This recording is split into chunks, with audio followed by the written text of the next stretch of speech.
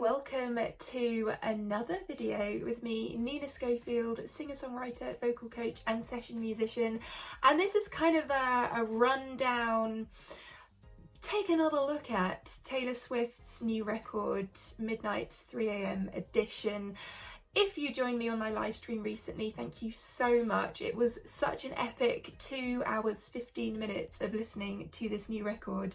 And if you didn't, then please do go ahead and check it out. It is blocked in some territories, but in most it's not. So I will leave a link in the description box down below for you to go ahead and check out the full reaction, because this video is kind of taking a little look back at what we had a listen to and deciding on my favourite tracks. Now that I've listened to it a few times, I've been in the car listening to the record, and you know, all the places that you go and listen to albums and they soak into you and you start to kind of decide which songs are your favourites for the time being. It always changes.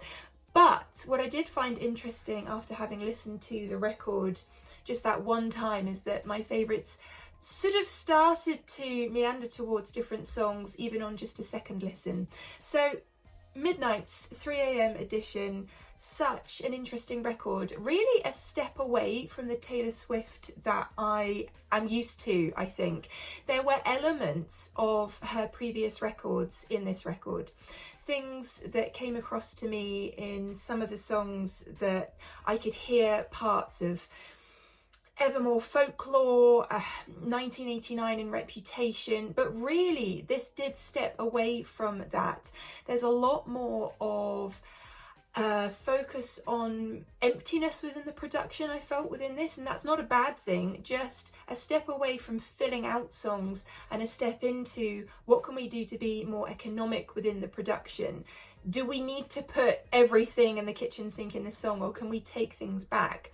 So we see that reflected a lot within the drum choices, the percussive choices within the songs, and also in the vocal, because Taylor is definitely not going fully in on the dynamics within this record vocally. I feel like she's really explored the breathier, the more aspirate side of her voice within a lot of these songs. We do have the moments where she does start to increase the volume. We get a lot of build-ups, like these crescendos, gentle rumbling crescendos, and then the diminuendos, but never that full kind of 100% commitment to perhaps some of the vocals that we've heard dynamic-wise in previous records.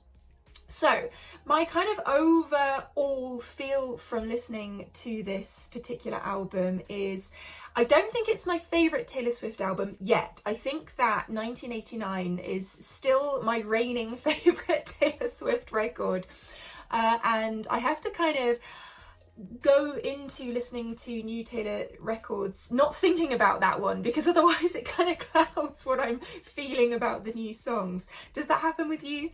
And so when I listened to this one, what I did was sort of try and imagine it was a completely new artist and really try and assess it from the perspective that Taylor was introducing to us, which was, these are the thoughts that you have at midnight when no one's around, and the kind of build-ups of anxiety and the different stories and things that we tell ourselves at that time of night. And in doing so, I actually have a real respect for this record. There are some standout songs to me. The ones that I instantly connected with were Lavender Haze, Snow on the Beach, Anti-Hero, Bejeweled and Karma. But what I found when I listened back to the record is actually that Sweet Nothing started to talk to me a lot more. And I really, really, really love Bigger Than the Whole Sky. The whole thing about that, goodbye, goodbye, goodbye, you are bigger than the whole sky. I think that is so special and such a beautiful metaphor for the great loss that Taylor's exploring on that song. And I also really enjoyed Dear Reader. Now, if you watched my live stream, you will be aware that around the point that we were listening to Would've, Could've, Should've, I got a message on screen saying that the video was going to be blocked because they were listening to my live stream and they could tell that there was copyright music in there. They were not wrong. However, it meant that we had to kind of cut short the reaction. And so I went away and listened to Would've, Could've, Should've, Would've, Could've, Should've, yep, I said that right, and Dear Reader.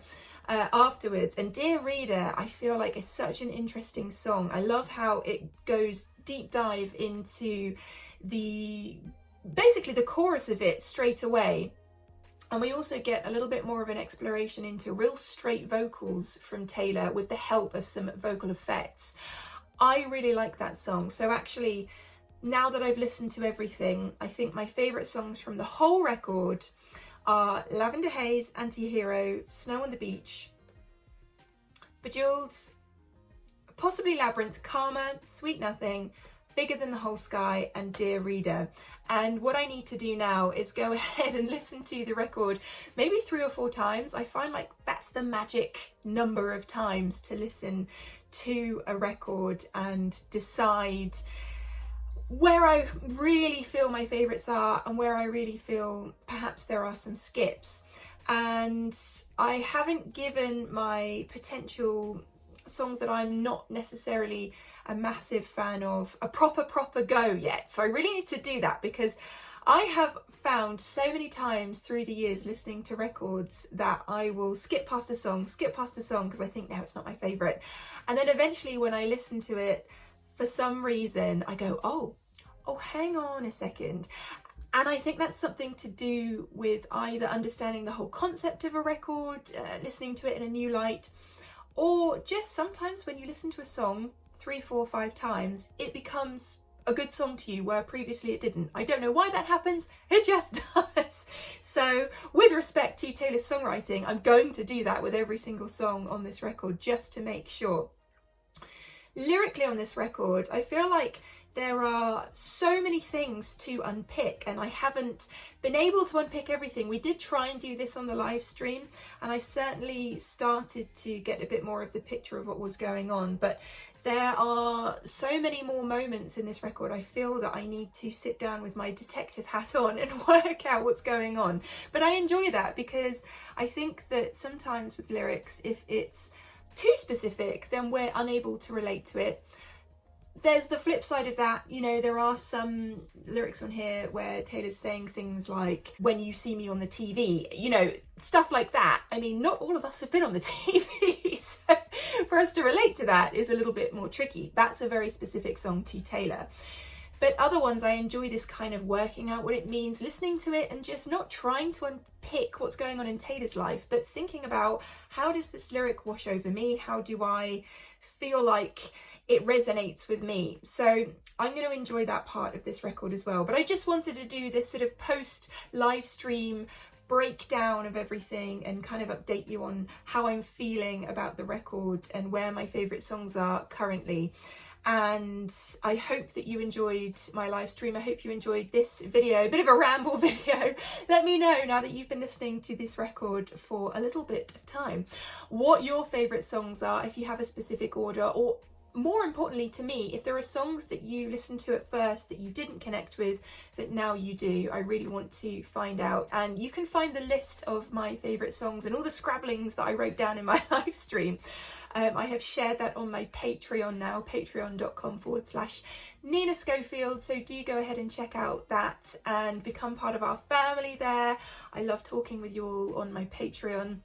And we're just at the point of the month where I am recording my exclusive reaction and my songwriting tips video for November. If you have any ideas for a songwriting tips video, if there's anything that you are really interested in knowing, let me know and I can specifically gear my next songwriting tips video on Patreon towards that. So let me know your ideas and all your thoughts and comments about Midnight's 3 AM edition in the comments box down below, and I will look forward to seeing you on another video. Love you. Bye.